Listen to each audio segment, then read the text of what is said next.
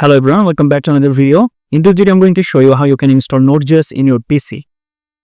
Let's go download nodejs at first. Just type here nodejs. Here you can see.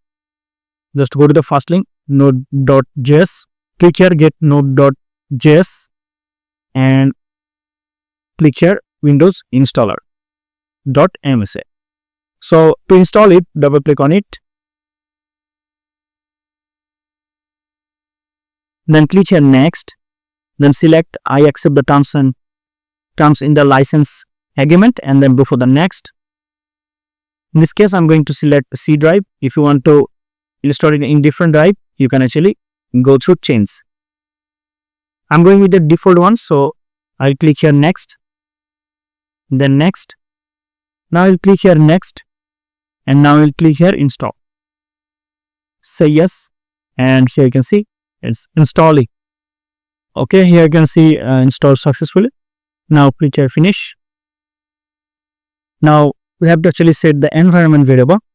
So type here environment and you find something like this. Go to the environment variables, select path under system variables, select here edit, and here you can see it's automatically added. If it is not, then you have to actually add it. So click here new. Before that, we have to actually go to the install drive. This PC is C drive because we have installed it in C drive. Then go for the program files. Here you will find node.js. What you have to do, you have to just copy this path and then go to the edit environment variables and just switch a new and edit. Here you can see I have already added. They have added it default. If it is not, you can actually add it manually. Fine. Now I don't need it because I have already nodejs. So when you add it, just click here OK, then OK, then OK, done. Now if you want to check the current version of nodejs, you just have to type here cmd, open it and say here node --version.